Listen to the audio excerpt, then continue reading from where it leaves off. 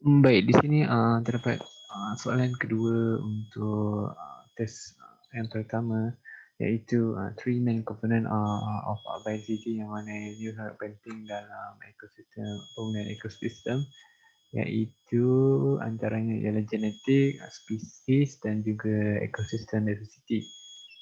Jadi saya akan menerangkan tentang ketiga-tiga komponen biodiversity ini tersebut. Baik, yang pertama ialah genetic diversity.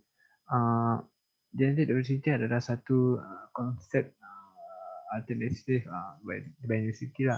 Ianya kepelbagaian genetik atau variasi adalah raw material dalam adaptasi spesies. Potensi adaptasi ini bergantung kepada kepelbagaian genetik yang terdapat di dalam genom individu dalam populasi yang membentuk spesies tersebut.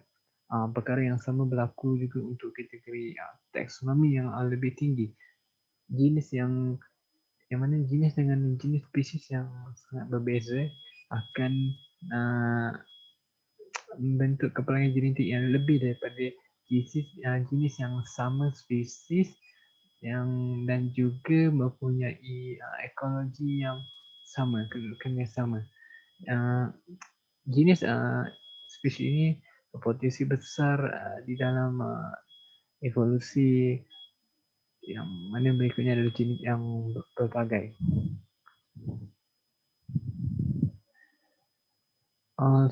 Selain itu, sebenarnya besar gen memberi genetik ini memberi kod yang mana ia menjalankan proses metabolik yang menjadikan organisma ini hidup dan berkembang biak.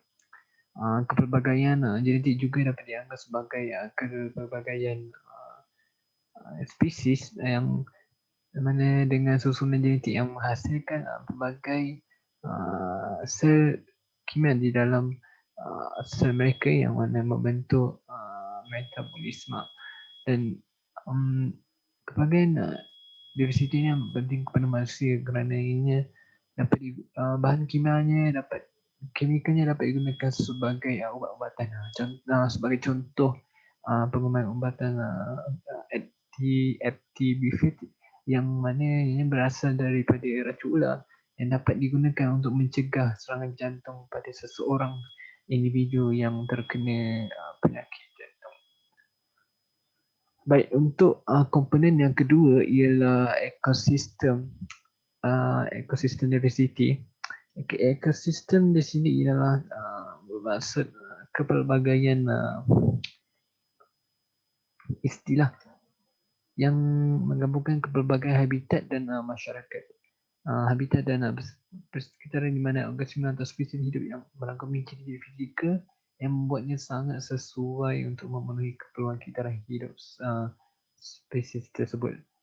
Komiti daripada kumpulan populasi tumbuhan dan haiwan yang akan memenuhi suatu ruang dan mereka akan berinteraksi antara satu sama lain pada persekitaran mereka.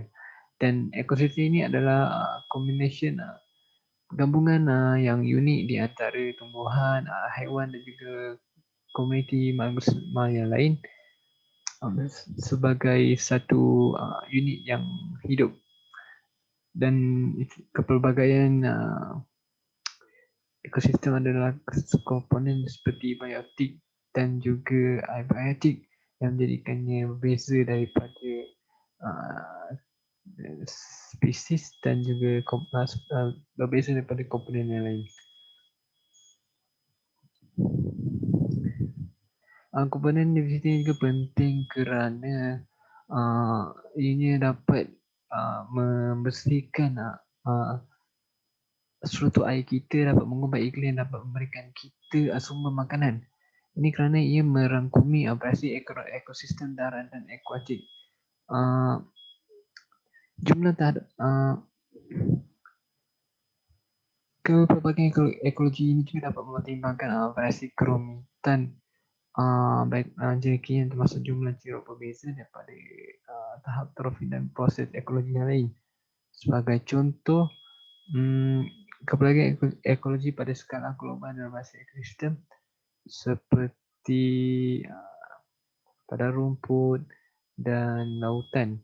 Ini adalah merupakan skala terbesar ekosistem yang banyak berbanding dengan komponen yang lain. Dan yang komponen yang terakhir sekali iaitu spesies. Spesies ini adalah sebilangan define, bermaksud bilangan spesies dan juga populasi spesies yang tinggal di satu kawasan. Lebih kurang 1.8 juta spesies yang berbeza hidup di atas muka bumi ini. Oleh kerana kepelbagaian yang luas, terdapat lokasi yang berbeza yang bergantung kepada kemampuan mereka untuk menyesuaikan, mengadaptasi diri mereka di dalam persekitaran tersebut. Ekosistem spesies ini terbagi kepada dua term iaitu species richness dan juga species evenness, yang bermaksud kekayaan spesies dan juga species evenness adalah seperti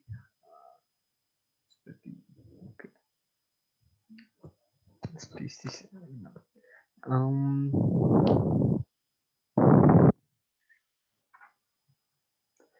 Bilangan spesies